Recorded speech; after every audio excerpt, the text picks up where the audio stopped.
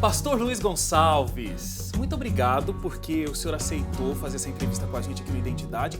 Uma entrevista especial porque é um programa que a gente tem um pouquinho mais de tempo de conversar. Muito obrigado porque o senhor está aqui. Um prazer, Wagner Cantor, estar aqui do seu lado. Você é meu amigo, nós somos amigos, nossas famílias são amigas. E é um prazer estar aqui do seu lado no Identidade. Espero que você tenha compaixão de mim ao fazer as perguntas. Hoje eu não vou ter compaixão nenhuma aqui, de tudo. Você falou que a gente é amigo. Conta como a gente se conheceu. Foi uma situação inusitada. Ok. Nós nos conhecemos, na verdade, na região de Campinas, ali em Nova Odessa, por ali. Você e a Celinha cuidavam ali da rádio Novo Tempo de Campinas, que fica em Nova Odessa. E eu estava na região, cuidando da pregação do Evangelho em toda aquela região. E um dos lugares que eu faria o trabalho era em Nova Odessa. E aí nós fizemos um plano com você e com a Celinha e fizemos a primeira transmissão de uma pregação bíblica sobre esperança através de uma rádio, de um sistema de comunicação. Foi o primeiro que eu fiz e não sei se foi o primeiro que vocês também coordenaram, mas eu sei que foi uma bênção de Deus, para não falar sucesso, foi uma bênção de Deus, né? Eu vi esse homem pregando ao vivo no meio de comunicação pela primeira vez, minha gente. E tá aí. Que coisa, né, que coisa. Wagner? Mas foi lindo, né? E foi nem faz lindo. tanto tempo assim, né, pastor? Não faz. É melhor a gente não falar o ano. Esse assunto é bom que aí protege os dois. Pastor, vamos voltar no tempo agora. Vamos. O ano é 1986. Uau. Esse ano foi um ano bastante tribulado, um ano de bastante mudança na sua vida. Mas ele começa com um senhor muito feliz, Yes. sendo sacristão. Eu não consigo imaginar muito bem essa imagem, mas ela aconteceu. O senhor era sacristão da Igreja Católica. E aí, nesse ano, o senhor entrou em contato com a Bíblia do padre. Sim. Os membros ali da igreja não tinham muito contato com a Bíblia na mão, e o senhor pegou a Bíblia do padre e estava dando uma olhada e abriu lá em Êxodo 20. Exatamente. E aí, o seu mundo meio que virou, deu uma caída. Foi. Deu uma caída, deu uma virada. Ou Deu uma caída ou uma levantada, né? A gente não sabe muito bem. Primeiro cai, depois levanta, né? É. Você puxou minha ficha, hein, Wagner? Tem coisas aqui, aguarde. Olha, realmente isso aconteceu em Sorocaba, interior de São Paulo, e eu era sacristão. Hoje seria ministro da Eucaristia. Eu estava livre durante 2 horas antes da missa. E aí eu estava sozinho dentro da igreja, olhando para as paredes, vendo as imagens, toda aquela cena, e aí senti o desejo de ler a Bíblia. Porque os meus pensamentos me assaltaram e eu comecei a pensar várias coisas assim, quem eu sou, quando eu morrer, para onde eu vou. Essas perguntas que muitas pessoas fazem no seu consciente ou no seu subconsciente. Quantos anos o senhor tinha? Eu tinha 18 anos. 18 anos. Aí eu fui lá no altar, tinha aquela Bíblia grandona aberta assim no altar, e eu peguei aquela Bíblia, voltei para a minha mesa e falei, eu vou ler a Bíblia. Então abri assim numa página qualquer, olhei e pensei, essa não. Aí fui para outra, não, essa também não. Eu não sabia o que ler, então eu fechei a Bíblia, fechei os olhos, fiz um tipo de uma reza, de uma oração, pensei positivo, e com os olhos fechados eu abri a Bíblia assim em qualquer lugar e coloquei meu dedo. Quando eu abri assim em qualquer lugar, depois de ter feito um tipo de uma reza, de uma oração e colocado o meu dedo, aí caiu em Êxodo 20. Aí você imagina o impacto que deu em mim, né? Porque eu comecei a ler aquilo ali e parecia que alguém estava sentado na minha frente conversando comigo, como estamos aqui. E aí eu fui lendo os textos e logo no versículo 3, 4, 5 e 6 já foi uma bomba, porque dizia assim, não farás para ti imagens e esculturas. Quando eu li aquilo, meus olhos arregalaram assim e eu olhei para as paredes, né? Tinham várias imagens, e eu lendo a Bíblia oficial da igreja, e eu, um dos líderes da igreja, lendo não farás imagens. Aquilo foi um choque. Na sequência dizia assim, e não te encurvarás diante delas. Aí foi um nocaute. Porque eu pensei, bom, tem alguma coisa errada, porque essa Bíblia é a Bíblia oficial. Essa é minha igreja, eu sou um dos líderes, estou lendo que não pode fazer o que a gente faz. E continuei lendo, porque aí abriu o apetite. Claro, porque eu continuei lendo. E embaixo dizia para guardar o sábado.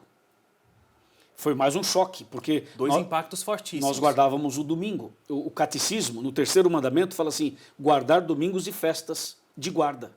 Agora eu estava lendo na minha Bíblia, da minha igreja, dizendo para guardar o sábado. Então aquilo mexeu comigo realmente de uma maneira, eu fiquei pensando assim, se essa Bíblia estiver certa, a minha igreja está errada.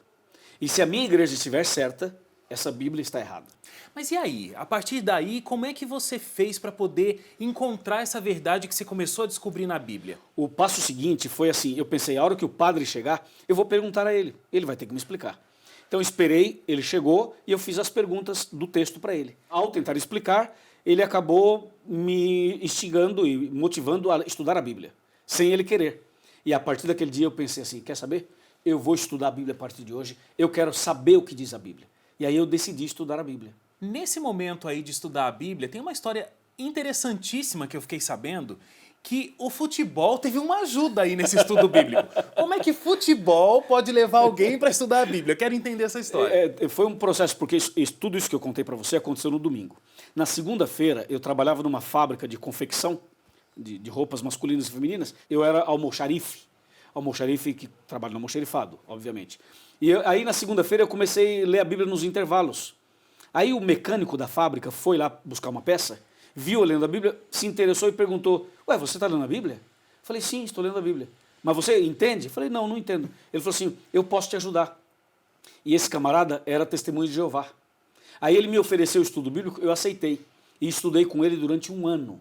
Nesse processo, nesse período, durante esse período, uma costureira ficou sabendo desse assunto e foi até o almoxarifado e falou, Luiz, é verdade que você está estudando a Bíblia com as testemunhas de Jeová? Eu falei, é verdade. Mas você ainda é católico? Sim, sou católico. Ela falou assim, eu também posso estudar a Bíblia com você. E ela ofereceu o estudo para mim. E eu falei, e qual é a sua igreja? Eu sou adventista. O nome dessa senhora é Helena. Aí ela marcou o estudo comigo para o sábado. E no sábado me preparei para o estudo bíblico. E a irmã Helena teve um outro compromisso ali de última hora, alguma coisa, e mandou um senhor com a sua esposa, o irmão Carlos Maia. Eles atrasaram, eu tirei aquela roupa, botei um short, chuteira, falei, vou jogar bola, eles não vêm mais. E quando eu estava com a roupa do futebol, e aí entra a sua pergunta, aí eles chegaram. Quando eles chegaram, eu falei assim, olha, nós marcamos as 2, agora são 4. Então agora já não dá mais. E aí eles falaram assim, mas você vai para onde? Eu falei, eu vou jogar bola. Aí o senhor, o Carlos, falou assim, ah, você gosta de futebol? Eu falei, sim, gosto muito de futebol. Ele falou, meus parabéns. Eu olhei para ele e falei assim, ué, o senhor é crente dando os parabéns para mim que gosta de futebol? Ele falou, porque futebol é saúde, é exercício físico, saúde, e a Bíblia fala disso. Aí eu não entendi direito o que ele falou. Eu falei, o quê? A Bíblia fala de futebol? Ele falou assim, futebol não fala. Mais ou menos aí. Mas fala da saúde, do exercício físico. Eu disse, a Bíblia fala de exercício físico? De saúde? Sim, fala. Eu disse, onde é que está escrito? Eu quero ver. Ele falou assim, deixa a gente entrar que eu mostro. Aí eu falei assim, então entra. Eles entraram na sala em pé. Eu falei, cadê o texto? Ele falou assim, antes do texto vamos fazer uma oração. Eu falei, por que tem que orar? Ele falou assim, porque se você vai ler a Bíblia, tem que orar para entender. Eu falei, mesmo? Ele mesmo. E eu pensei, o outro, do livrinho vermelho, que vem na minha casa na quinta-feira, já está aqui há um tempão, nunca fez oração comigo. E esse vai orar, e eu pensei, interessante, esse aqui é diferente do outro. Você começa a comparar, né? Falei, gostei desse pessoal. Aí eles sentaram, eu falei assim, antes do texto bíblico, me dá 1 minuto. Aí fui lá na cozinha, peguei uma garrafa de café, as xícaras, e voltei para servir um café para eles. Quando eu fui servir um café, o seu Carlos falou assim, olha, muito obrigado, todo educado, estamos satisfeitos e tal. Falei, mas um cafezinho não altera nada, né? Ele falou assim, não, mas eu não bebo café. Eu disse, e por que o senhor não bebe café? Aí ele foi me explicar sobre o café, a saúde, o cuidado com o corpo, os princípios de saúde, e falou assim, olha, a gente não bebe café.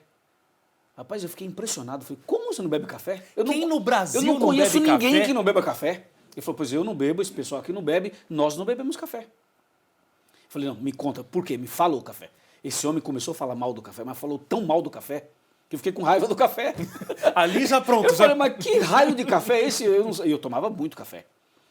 Eu falei, ok, o senhor não bebe café por isso? Ok, tá bom. Então, a partir de hoje, eu também não bebo mais café. Peguei a garrafa ali com café, fui no banheiro, abri a garrafa, joguei o café no vaso sanitário, dei descarga e falei, ok. Desde aquele dia, Wagner, até hoje, eu nunca mais bebi café. E aí, então ele me mostrou o texto da saúde e já emendou com a volta de Jesus. E aí ele foi entrando. Ele foi esperto. E quando eu vi, tinha passado 1h30. E o futebol, adeus. Eu de chuteira e de shorts.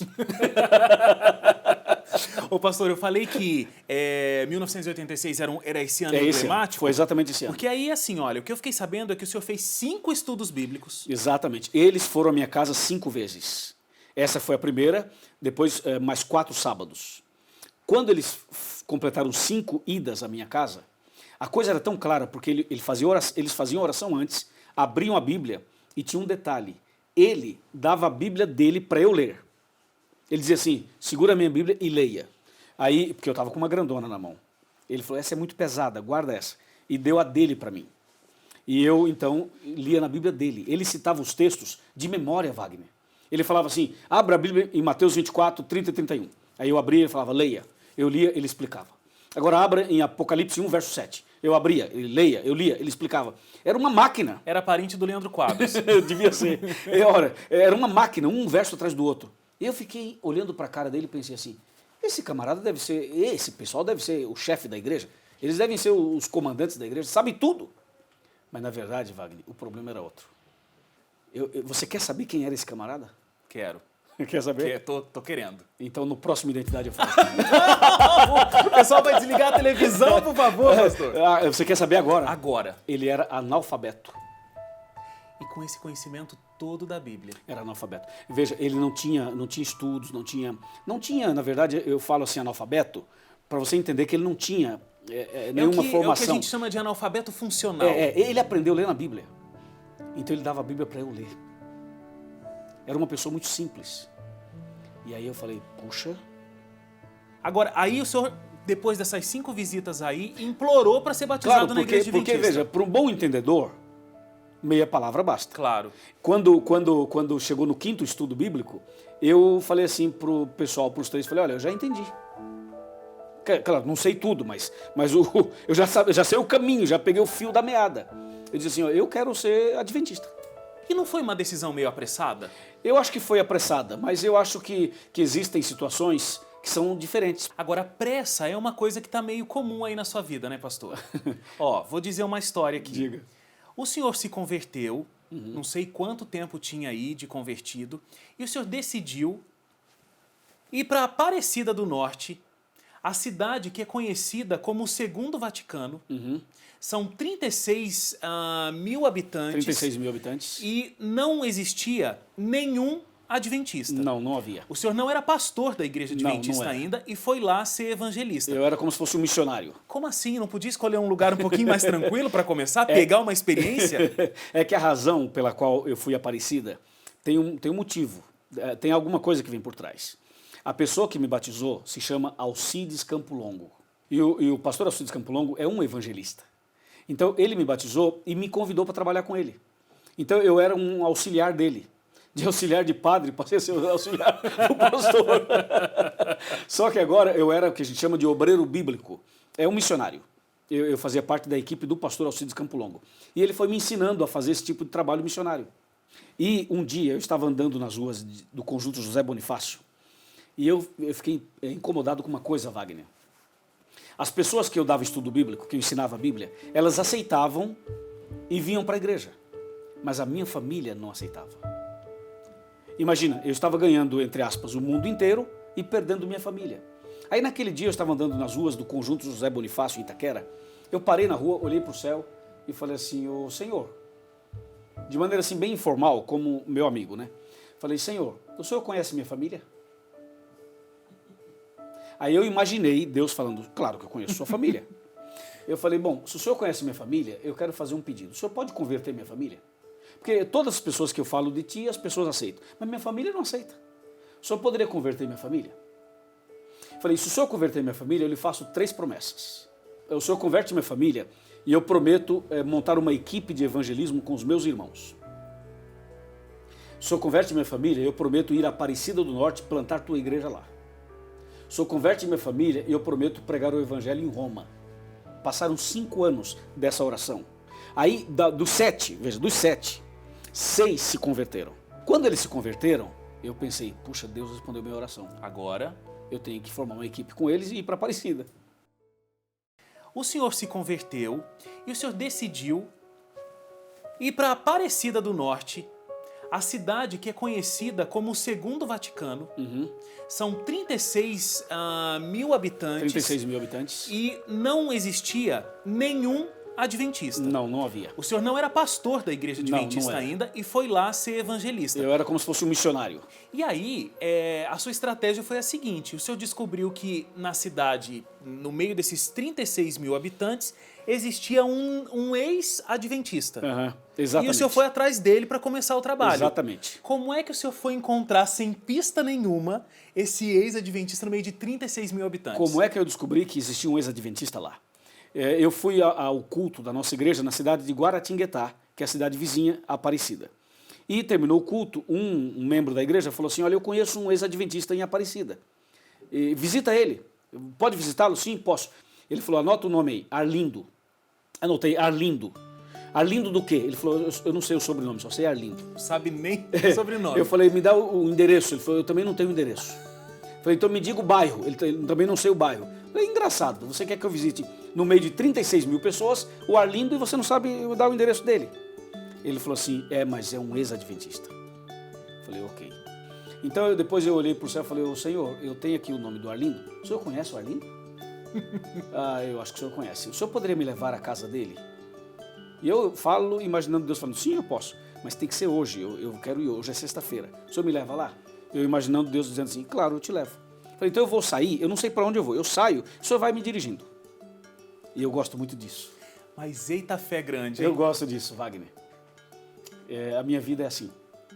Muitas vezes eu gosto de sair e falar, Senhor, me dirija. Agora é com para o mim. senhor. Aí pensei assim, quem conhece a cidade é carteiro ou taxista. Eu vou procurar um dos dois. Fui andando tentando achar um carteiro ou um taxista. Quando eu cheguei na rodoviária, tinha um ponto de táxi. A rodoviária de Aparecida é redonda.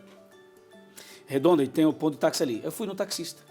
Falei, amigo, qual é o bairro maior, que tem mais gente, que mora mais gente aqui na cidade?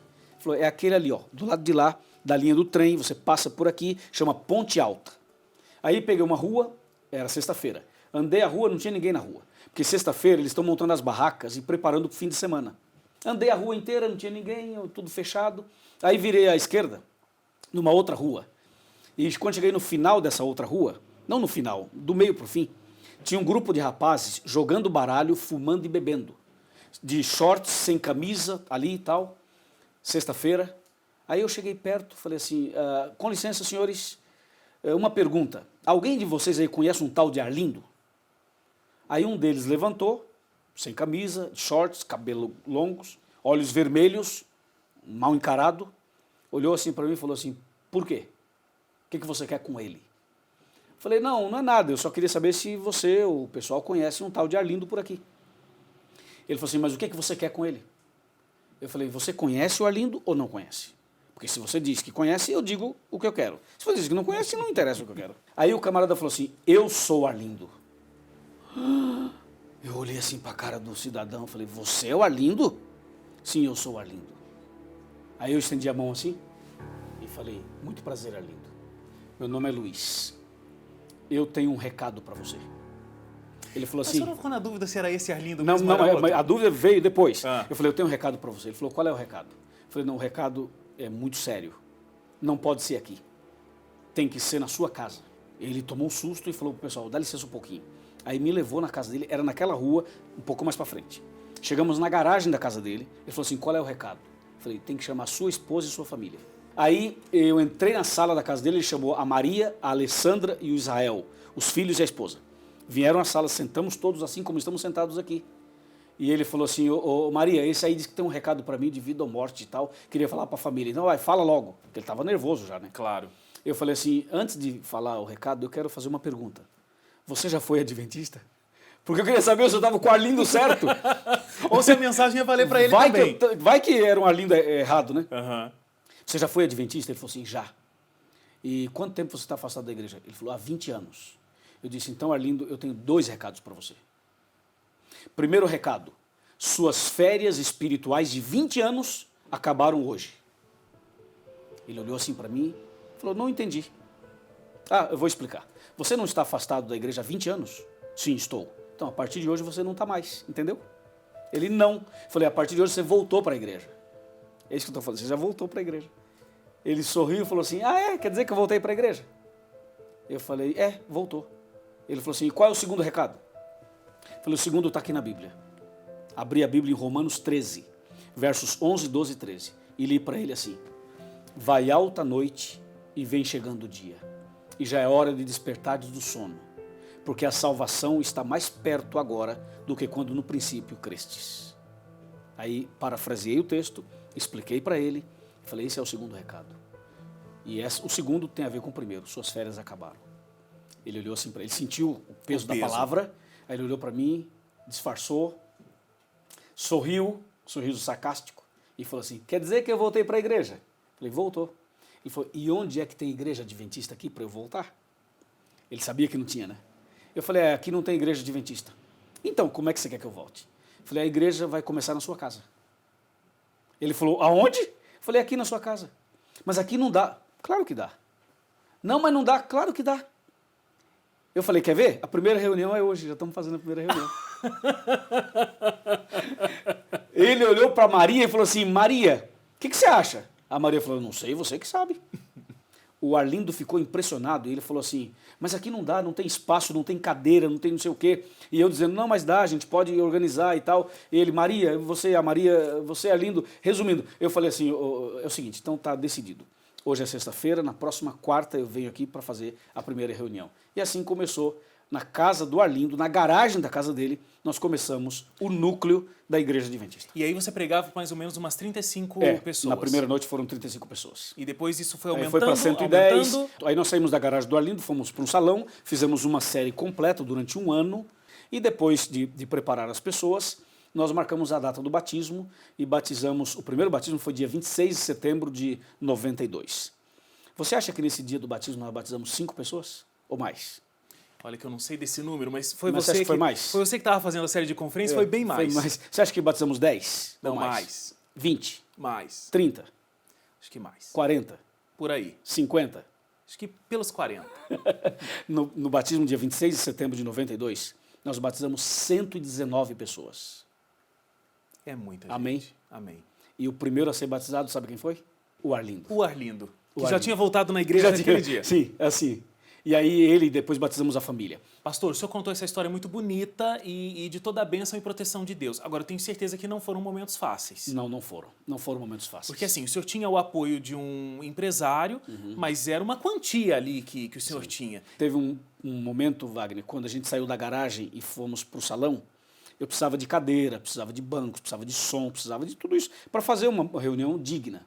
Então, quando alugamos o salão, eu peguei meu salário e comprei tábuas, e martelo e prego, e eu e alguns amigos fizemos os bancos do salão. E o dinheiro não dava para comprar muitas tábuas, então meu salário era pequeno. O salário de pastor adventista é pequeno. É pequeno, mas é abençoado, então dá para viver. Mas naquele tempo eu era missionário, eu ganhava menos ainda. Mas eu usei o dinheiro para isso, todo o meu dinheiro, o salário inteiro. E comia o quê? Aí eu tinha comida em casa ainda, eu pensei, isso aqui ainda dá para aguentar. Eu usei meu dinheiro para comprar as tábuas. E assim foi, só que depois de 2 semanas, aí eu já não tinha dinheiro e ainda faltavam mais 2 para eu receber o próximo salário, aí acabou a comida em casa.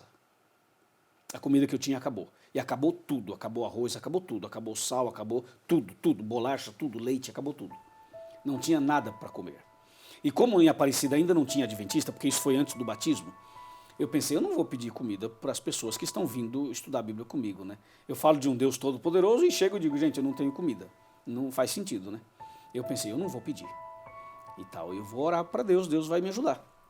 E eu me lembro que eu me ajoelhei, um dia orei a Deus. Passou um dia, não comi nada durante o dia, só tomando água.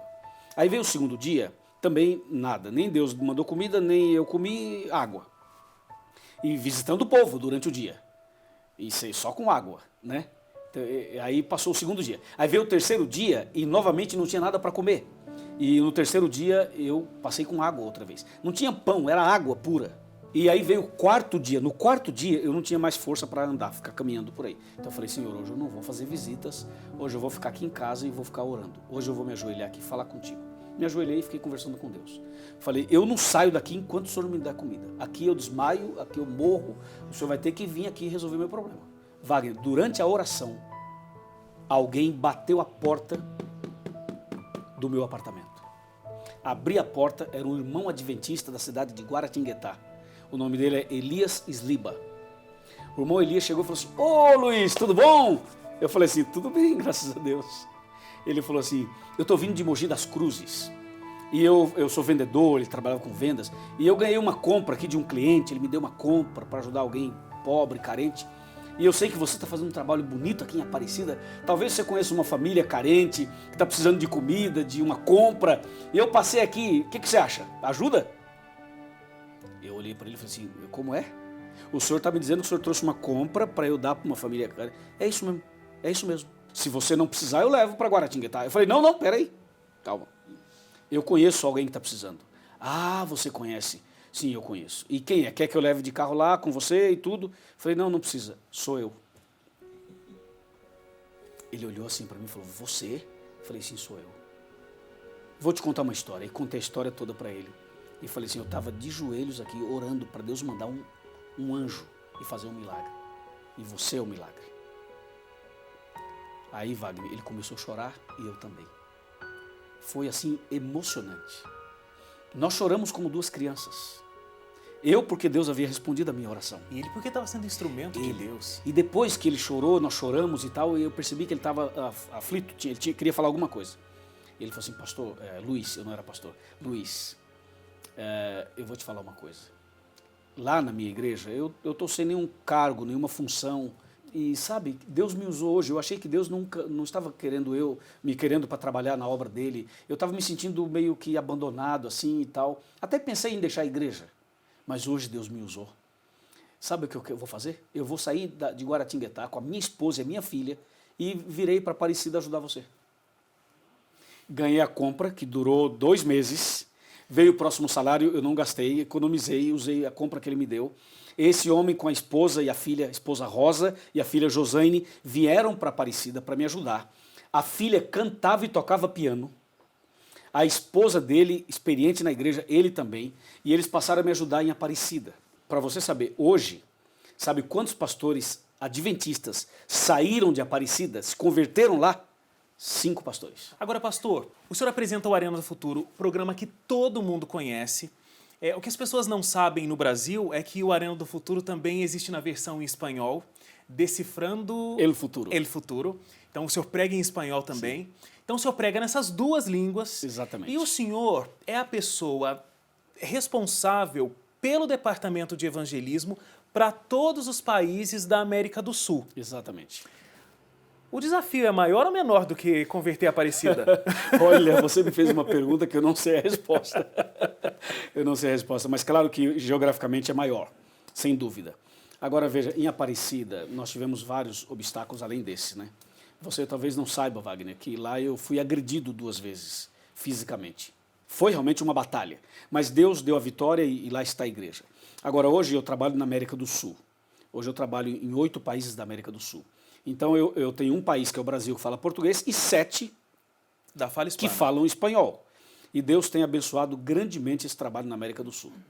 Grandemente, mas grandemente mesmo, porque Amém. O número de pessoas que aceitam essa verdade é enorme, principalmente por causa do seu programa de televisão. Os frutos aqui na Novo Tempo são enormes. Deus seja louvado. E tem várias coisas interessantes no programa, pastor. Uma coisa que sempre é uma curiosidade, acho que o pessoal em casa também tem essa curiosidade. De onde vem essa história de o senhor falar um nome? O senhor está lá pregando e de repente o senhor fala...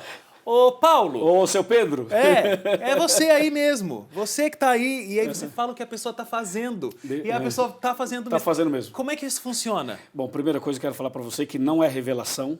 Deus não fala. Não é revelação. Antes que alguém pense. Veja, eu viajo 8 países. Eu trabalho pregando o evangelho nesses 8 países. Eu conheço muita gente, Wagner. E sei a história de muita gente. E sei também a história daquela mulher que chega e fala, pastor, faz um apelo para o meu marido. Eu falo, qual é o nome dele? Ah, o nome dele é Jacó. Ok, aí eu marco Jacó. Tá anotadinho ali. Então, às vezes, eu não trago nada anotado, mas como eu conheço muita gente, então na hora que eu estou pregando, aí eu lembro de alguns desses nomes. Então, às vezes eu digo assim, Pedro, Jacó, Felipe, Maria, você, seu Antônio, que está no hotel agora, acabou de chegar. Por quê? Porque eu conheço muitas histórias assim. Então, quando eu digo muitas vezes pensando em alguém. Mas às vezes eu miro num Antônio e acerto uns 30. Claro, porque é normal. É normal. O pessoal está na mesma situação ali. Então é basicamente isso. Agora, às vezes eu cito nome que eu não conheço. Eu aproveito o embalo e digo assim, bom, eu vou jogar uma Maria aqui, vou colocar aqui uma Toninha, né? Vou jogar aqui uma Toninha. Aí eu acrescento alguns nomes por minha conta e geralmente dá certo. E dá certo. Geralmente dá dá certo. E o senhor tem um talento também, falando dos programas, tanto da rádio e na televisão, que o senhor fala de profecias de um jeito muito fácil, mas é um assunto super complexo. Super complexo. Difícil. Muito difícil. Falar de profecias realmente é um desafio. Mas Deus tem nos dado a graça porque o diferencial, na minha maneira de ver, está no fato de que eu trabalho não só na TV, mas eu estou em contato com as pessoas. Então eu sei qual é a dificuldade que as pessoas têm para entender a Bíblia. E também, como eu não nasci no lar adventista, eu vim de fora. O senhor passou por essa experiência. Eu sei exatamente o que as pessoas passam. Por isso a gente procura trazer aquele assunto complexo numa linguagem mais simples e de uma maneira mais coloquial para que as pessoas entendam. Aí uma criança entende, um analfabeto entende e um PhD também entende. Vamos lá para as perguntas do pessoal que mandou aqui. A Paula Delili. Pastor Luiz, como você se sente ao ver os resultados, os frutos que são colhidos no decorrer da sua missão? Ela conta que uma vez o senhor citou o nome dela, por exemplo, Paula, no programa, e falou: uma jovem chamada Paula estava precisando tomar a decisão de consertar a sua vida. Ela realmente precisava mudar algumas coisas, e apesar do susto que ela tomou, porque o cara fala o nome dela na televisão e o que ela está precisando fazer, disse que foi o melhor presente de aniversário que ela já recebeu, porque era aniversário dela ainda por cima. Uau! Wagner, eu vou falar uma coisa para você. Alguém uma vez perguntou assim: pastor, quanto que ganha um pastor? Um pastor adventista. Eu falei: pastor adventista não tem salário. Nós temos ajuda de custo. Ok? Ajuda de custo. Eu falei: agora você quer saber qual é o salário de um pastor? Qual o meu salário? É ver uma pessoa entregando a vida a Jesus. Várias vezes eu estou batizando uma pessoa e às vezes estou chorando. As pessoas não sabem, eu dou uma disfarçada. Agora, pastor, são tantas histórias. A gente assiste Anjos da Esperança, Anjos em Ação uma vez por ano, parece que é a Arena da Esperança. Arena em Ação. Arena em Ação. Mesmo assim, ainda emociona. Wagner, são muitos. Não, emociona porque cada caso é um caso diferente. Cada história é distinta, é única. Por exemplo, vou te contar um fato. Eu estive recentemente em São José do Rio Preto. E depois fui para uma cidadezinha chamada Viradouro. Eu cheguei lá e me deparo com uma história de uma pessoa, o Rony. O Rony tomou a decisão e falou assim: pastor, eu quero que você me batize. Eu falei: claro, te batizo, esse fim de semana, sim. Ele falou: eu já frequento a igreja há 5 anos, disse o Rony. Só que eu estava esperando você chegar aqui para você me batizar. Aí eu batizei. Quando eu fui batizá-lo, ele falou assim: eu vou te falar uma coisa, eu me converti assistindo Arena e os seus DVDs. Agora, pastor, sabe quantas pessoas eu já trouxe para Jesus e para a igreja? Eu falei: não, 8. Esse camarada já tinha levado 8 pessoas a Jesus. Os 8 já eram membros da igreja. E ele ainda não. Você vê, é uma história única. Claro. Então, quando eu fui batizá-lo, aí ele chamou os 8 que vieram do lado do batistério. Que emocionante. Você imagina isso? Claro. Então, não tem como, né? Então, a gente se emociona. Eu estava no aeroporto de Brasília. Aí fiz o meu check-in e estava indo para o embarque. Quando eu estava indo, vi uma senhora de uns 60 anos e ela vinha correndo, mas literalmente correndo, e gritando: pastor, pastor, pastor, pastor. Pastor, devia ter outros pastores por ali, né? Aí ela falou: pastor Luiz, aí era comigo. Eu parei, olhei, ela vinha correndo, fiquei com medo dela cair, sei lá o quê. Ela vinha correndo e quando eu parei, que ela chegou, ela pulou no meu pescoço. Aí estava ofegante ali e tal, respirou um pouco e falou assim: cheguei mais perto. Não é uma delícia você... Ela me agarrou aqui, uma senhora que tem idade para ser minha mãe, cheguei mais perto e começou a chorar, e eu também comecei a chorar junto com ela. Eu pergunto para você, Wagner, isso é ou não é o maior pagamento, o maior salário de uma pessoa que prega o evangelho? Com certeza.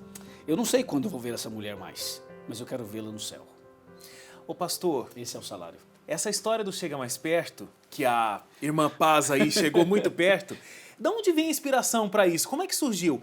O Agostinho Tivonda, eu espero, Agostinho, que eu estou falando certo, Tivonda Caquepa, ele quer saber de onde o senhor tirou essa história de Chega Mais Perto. Deixa eu te falar uma coisa. Eu assistia os programas de televisão, os programas evangélicos, e eu achava o apresentador muito distante do telespectador. Aí quando eu vim para a televisão, eu falei: não, eu tenho que quebrar essa frieza, essa distância. Mas como vou quebrar? Como é que alguém vai me assistir durante 1 hora, que o Arena era 1 hora, agora é meia hora? Ou a pessoa está muito interessada, ou a pessoa não tem o que fazer, ou o programa é extremamente bom.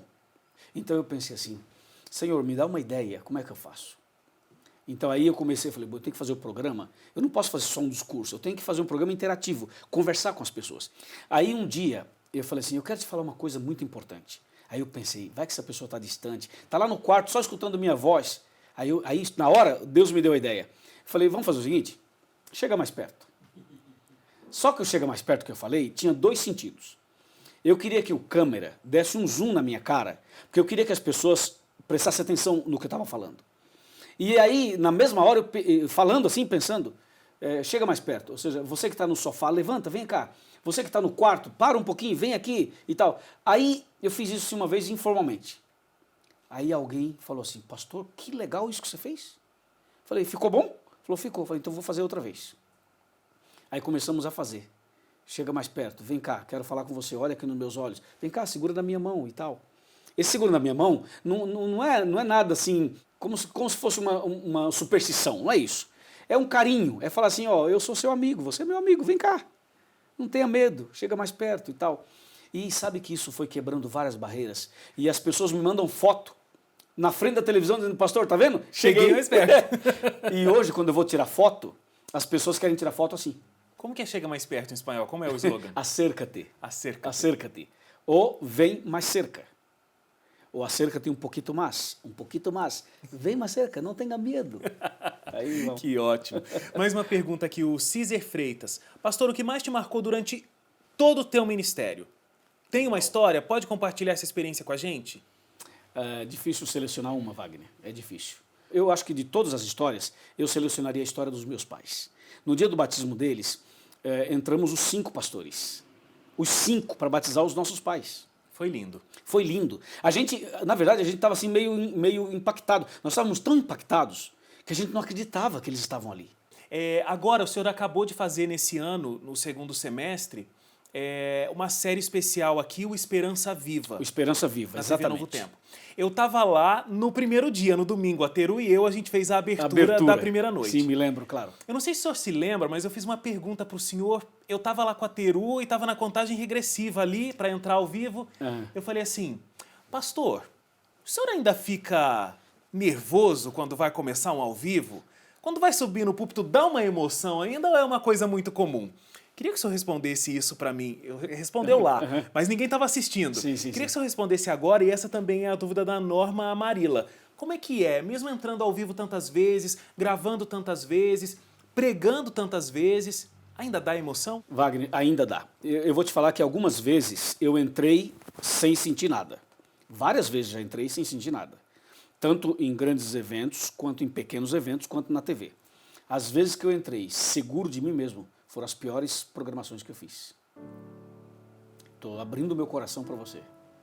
Eu já entrei em estádio de futebol para pregar, porque eu prego também em vários estádios, e já entrei para pregar em ginásios, em auditórios, em salões, em igrejas. Já passei pela experiência de entrar várias vezes, assim, 100% tranquilo. Foram os piores momentos que eu senti. As pessoas não sabem disso e não sentem isso, mas eu senti. Deus estava me dizendo alguma coisa. Não é que eu deixei de confiar em Deus, mas eu confiei em mim. E aí está um erro que nós não podemos cometer.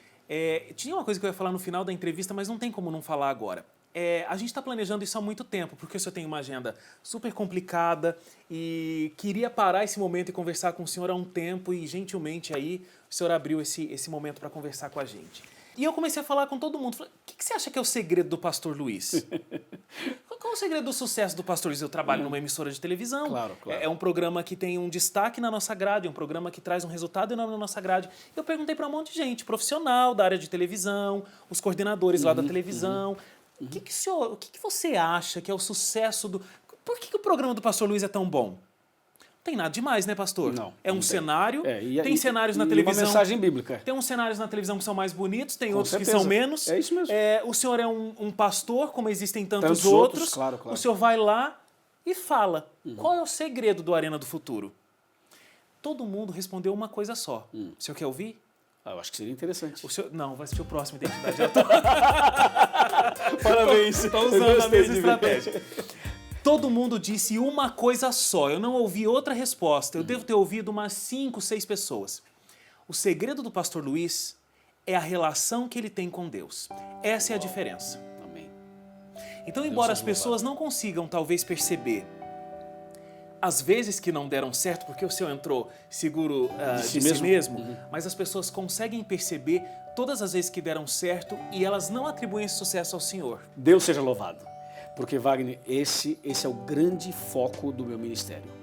É que Deus seja exaltado, porque eu tenho consciência de que Deus pode fazer tudo o que Ele está fazendo sem mim. E sei que Deus pode fazer tudo o que Ele faz sem nenhum de nós. O privilégio é nosso. Aí está. Por que nos escolheu? Por duas razões. Sabe por que Deus escolheu você e a mim? Porque estamos juntos aqui agora e podemos falar de outros. Não porque somos os melhores. Nós não somos os melhores. Mas quando Jesus chama alguém para uma missão de evangelização, Ele chama com dois propósitos. Número 1, Ele quer salvar a pessoa que Ele chamou. E número 2, Ele quer usar você para salvar os outros. Tem um quadro aqui no Identidade Geral que a gente poucas vezes consegue fazer e hoje a gente vai conseguir fazer. Sabe qual é o nome? Qual é o nome? Porta-retrato. Ai. Olha, pastor, é o seguinte, eu tenho fotos aqui, viu? Eu tô vendo que você tá munido de muita coisa aí. Uma vez, lá nessa série de conferências que o senhor contou, que a gente começou lá, eu lembro que o senhor contou uma história de uma mulher que tinha sonhado que o senhor estava na praia. Exatamente. E aí o senhor perguntou para ela assim... Você tem boa memória, hein, Wagner? O senhor perguntou assim... Mas eu tava vestido como na praia? Ela, de terno e gravata, eu nunca vi o senhor com outra roupa. Então, se você nunca viu o pastor Luiz com outra roupa, ele vai pra praia. Olha, esse camarada conseguiu uma foto. Mas não tô de sunga. Não tá de sunga, tava comportado. Tava comportado e tava flutuando pelo jeito. O senhor é super descontraído, né, pastor? Muito. Inclusive com a minha família, com a minha esposa e as nossas filhas. E eu acho que isso não é difícil de perceber. Não é uma coisa assim que a gente vê o pastor Luiz de terno e gravata e a gente imagina, não, ele deve ser um cara chato. Um cara chato, um cara distante. Não, dá pra ver que o senhor tem essa... Sabe por quê, Wagner? A alegria é um fruto do Espírito. E a alegria do Senhor é a nossa força. E eu tô falando de um Jesus não morto. Tô falando de um Jesus vivo. Então, eu devo sempre falar com alegria. E quem é essa senhora aqui? Ah, meu amigo, pensa numa mulher santa. Essa é minha mãe. Falar da minha mãe emociona, viu, Wagner? Porque aí é o seguinte, o que eu sou hoje, eu devo à minha mãe e ao meu pai. Do ponto de vista horizontal, humano, né? A minha mãe, eu considero minha mãe uma adventista desde berço, mas ela só se tornou adventista em 2008. Assim, membro. Só que os princípios dela são os mesmos são antigos. De sempre.